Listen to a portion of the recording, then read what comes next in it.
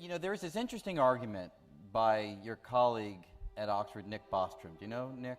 He's in the philosophy department. Oh, go on, yes. Okay. Yeah, and you know, I wrote a little bit about this, so I got some feedback from people, which was a little bit surprising. And he argues that the notion of a simulated universe, that, you know, the Matrix, if you will. Imagine one day we have these powerful supercomputers, and we really, with fantastic fidelity, can create a universe in silico, if you will, which has sentient beings within it that don't know that they are in a simulation.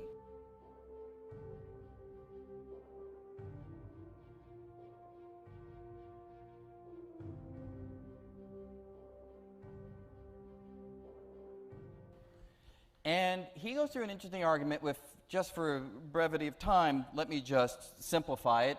He may be a little irritated with the simplification, but it gets to the main point, which is, it's so, in principle, easy, once you have that technology, to create a simulated universe, that there'd be many more simulated universes than real universes. Real universes are hard to create. Maybe there's one, maybe there's a few, but it's hard to imagine that you could create them in as great abundance as you could create universes in a computer. You come home at night, you flick it on, you create a universe, and you sort of kick back and you watch what happens.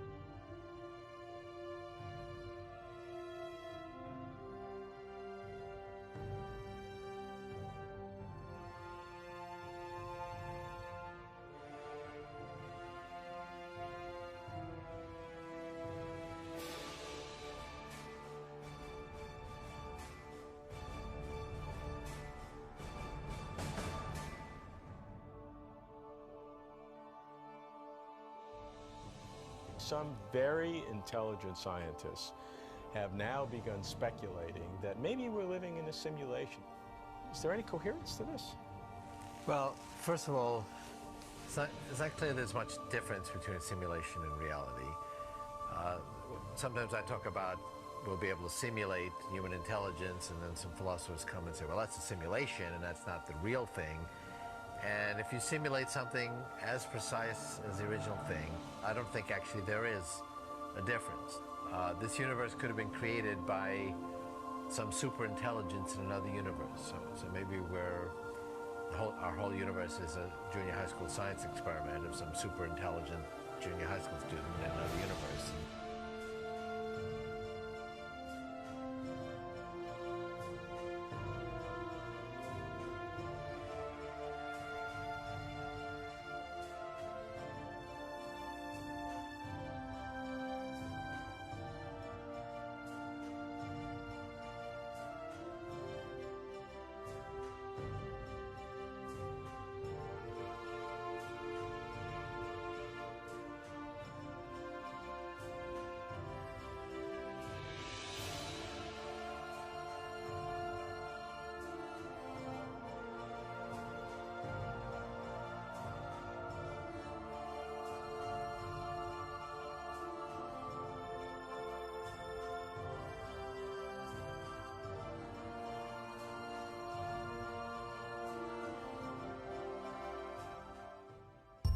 Musk is echoing a paper on this theory by philosopher Nick Bostrom.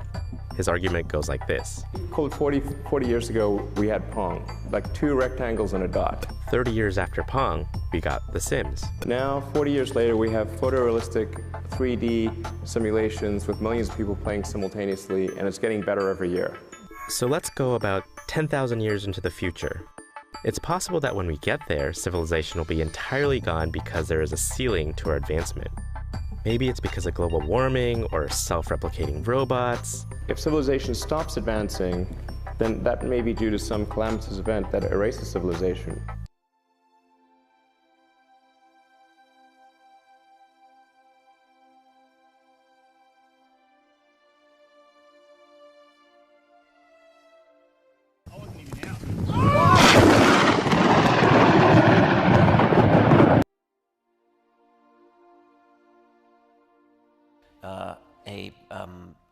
If a religion were to rise up, where people were honoring the teenage kid, would you go around and say, I get it, you can't refute it, and I'm kind of okay with it? I wouldn't worship him. No, I agree with that.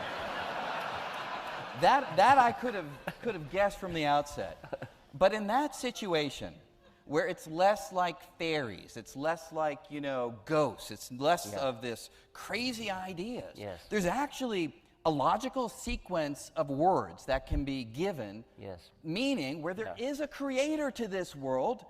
What do you say then? Yeah, I agree. I'm intrigued by the thought that when you make a simulated world,